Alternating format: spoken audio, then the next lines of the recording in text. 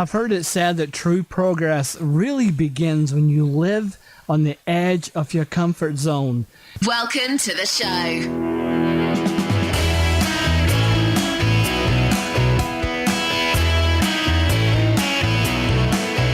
Well, welcome to the show. My name is Will Sinclair, and you're listening to The Real Truth About You. This is a show where we help you to become the best that you can be, the best possible person you can be, by helping you discover your true self and the beauty within. And we do that through insights, interviews, and stories, and whatever it takes to kind of help you move ahead in your life.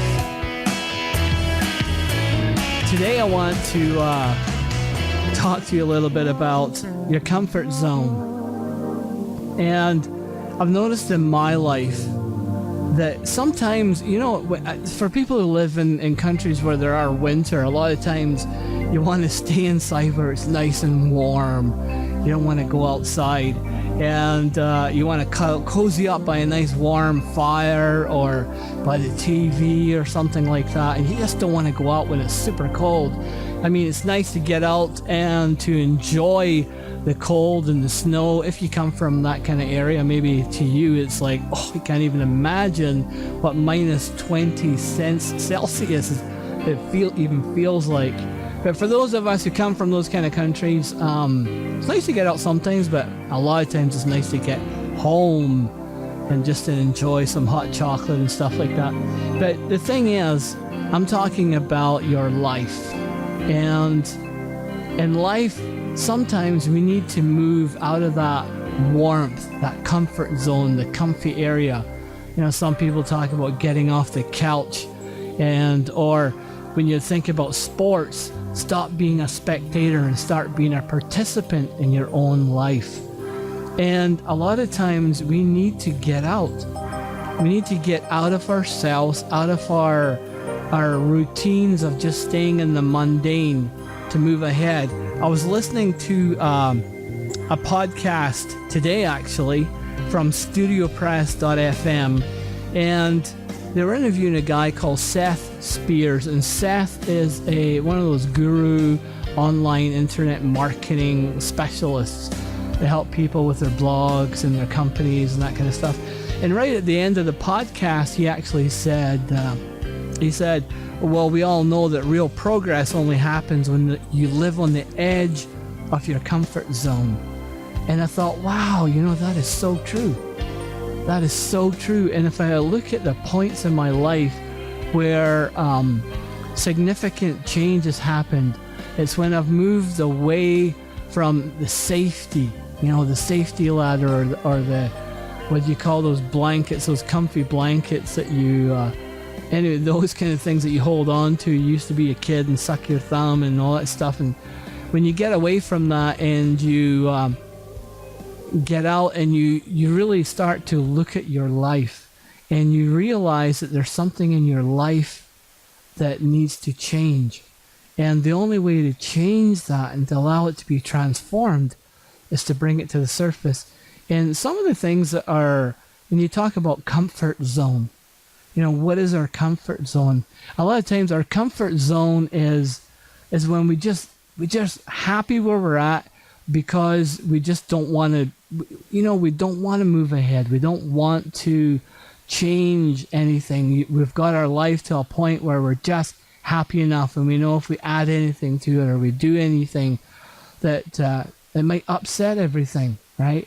It might be your comfort zone, maybe that you've got into an argument with your partner, your life partner, or whomever that is, and you both are doing the silent treatment and you just don't want to deal with it anymore. And you've developed this comfort zone where you just don't deal with it. Or issues from your past, could be abuse issues with your parents or whoever it is, and just not dealing with it, not talking about it. That's your comfort zone. But we need to go beyond that. And that's one thing I've had to do a lot of in my life. I've had to move beyond what is comfortable, what keeps me stagnant.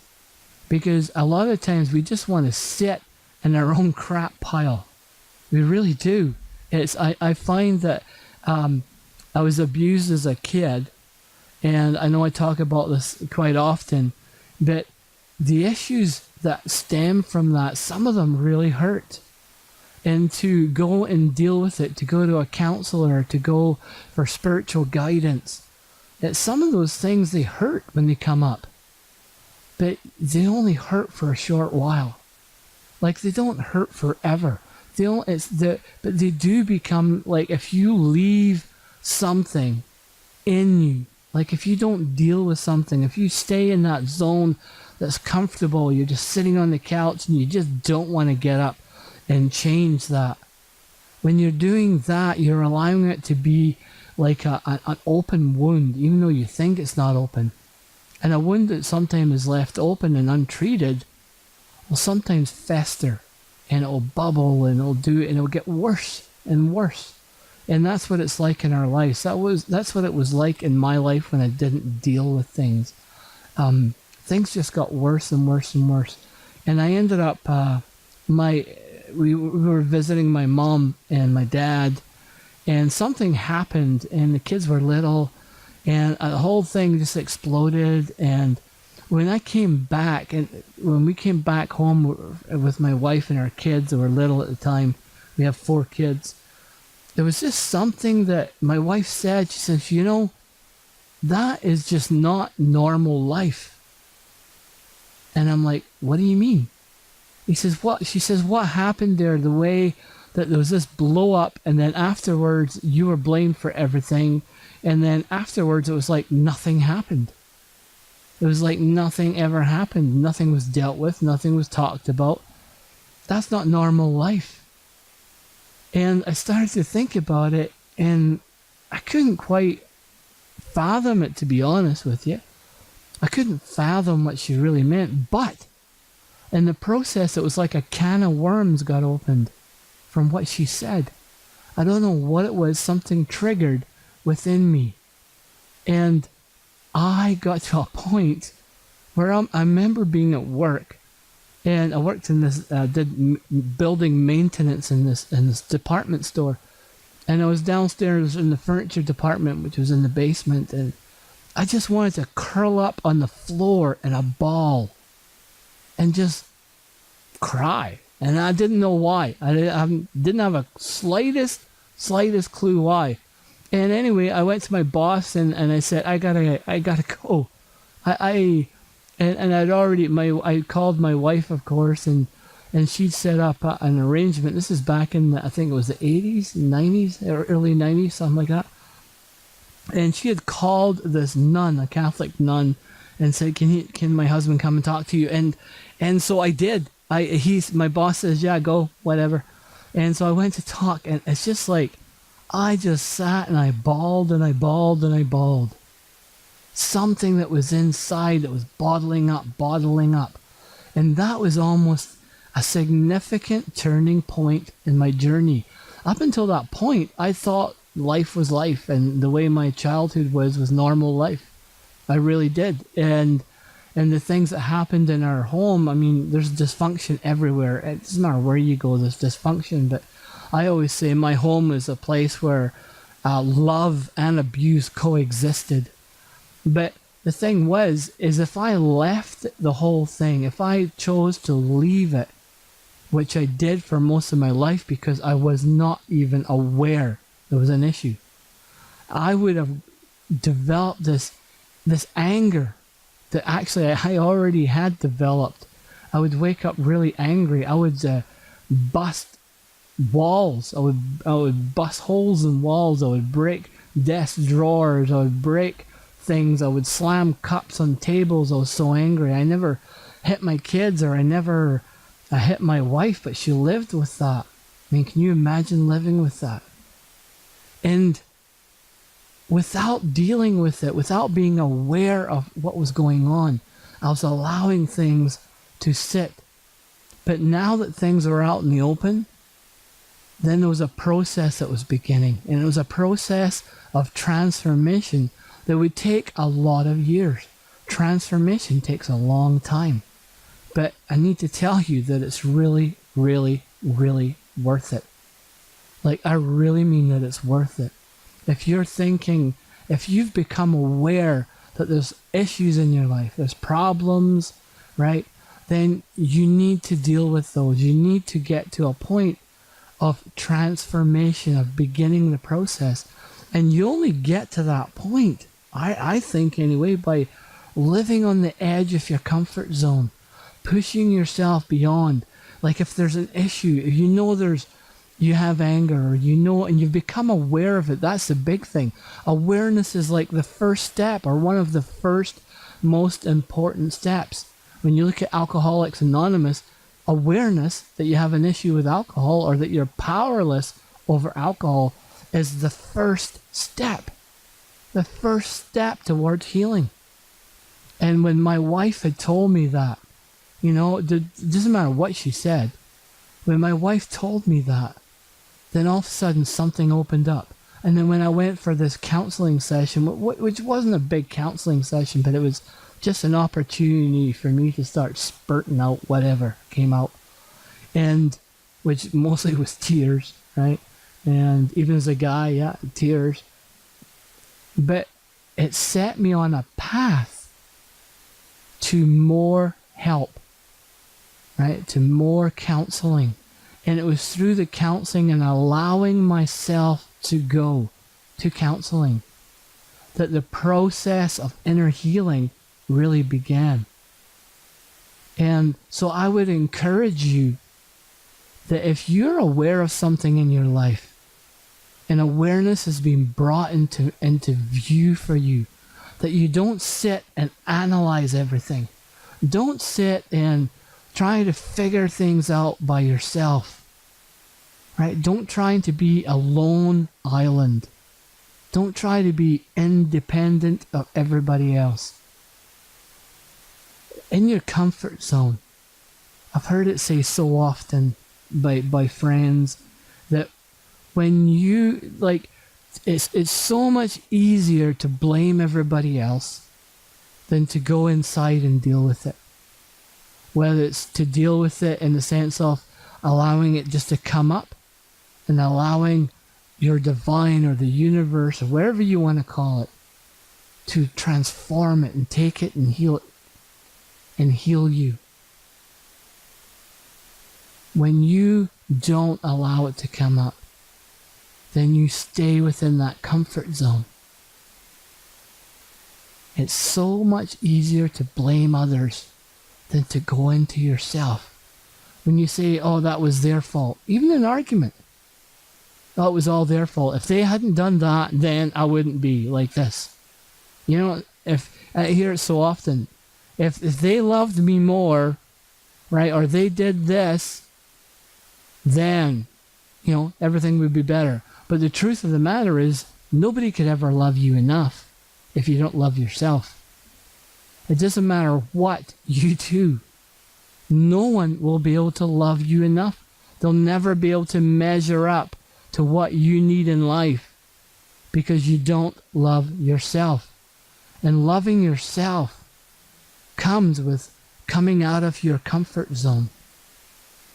It comes with getting to that point where you make yourself vulnerable to somebody else. When you make yourself vulnerable to your divine. When you make yourself vulnerable to your partner. And that vulnerability allows you to reach the core of who you are.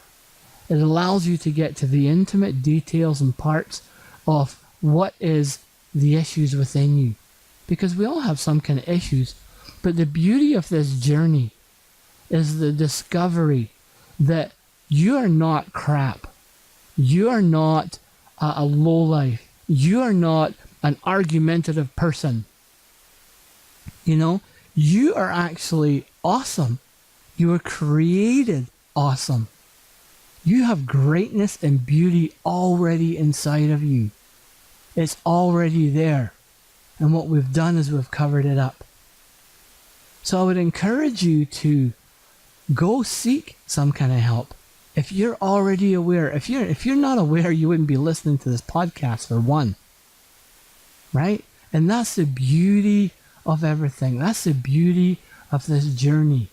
You will actually start this journey and end up right back where you started with you. Except you'll have new, fresh eyes that see yourself in the beauty that you are and who you are.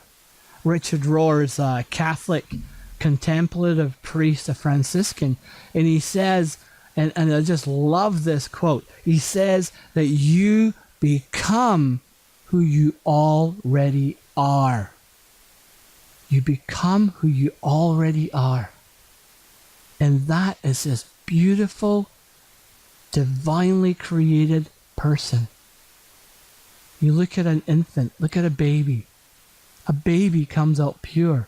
A baby doesn't come out, with all these prejudices and, angry and like all kinds of stuff. A baby comes out pure. It's life.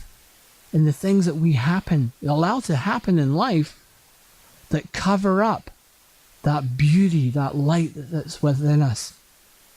So you need to go on this journey. It's not a journey of distance.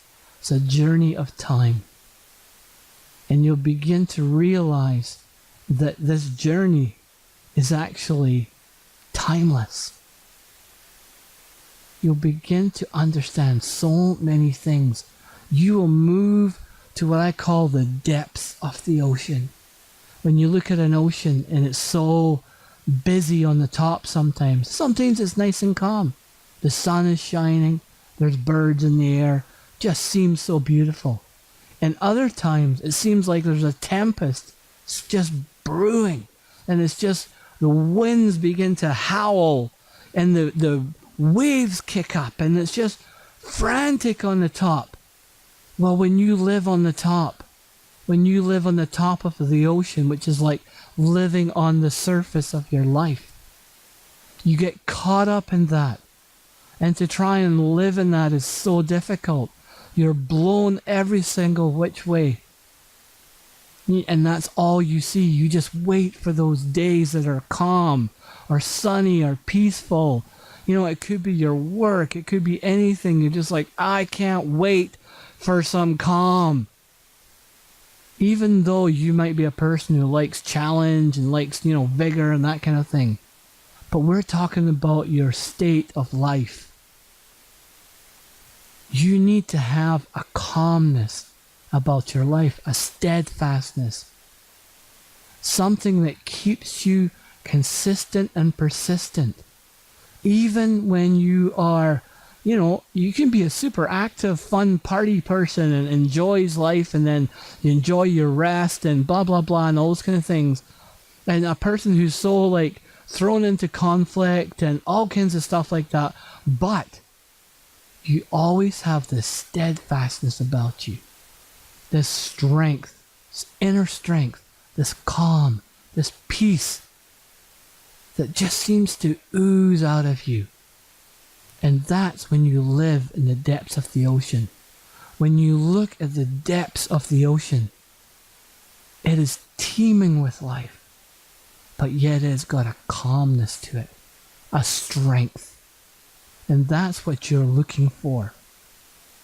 That is what you're looking for.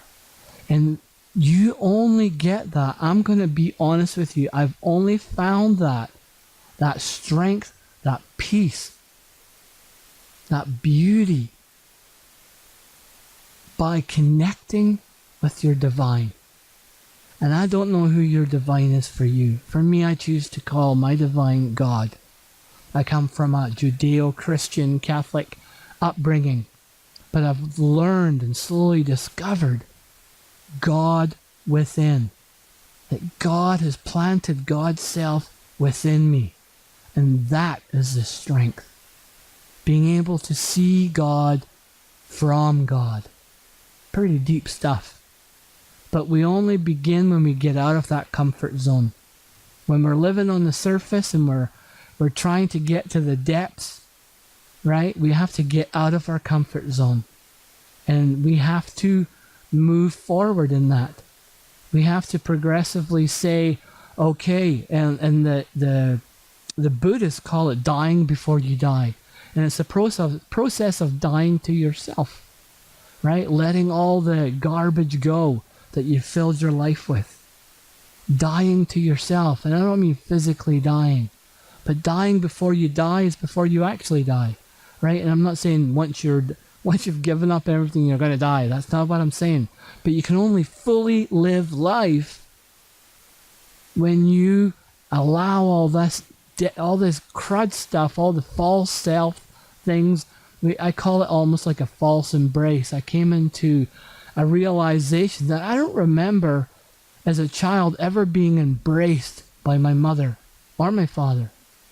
Right? I'm not saying it didn't happen, but I don't remember any of it. And so I think I built up false embraces all my life.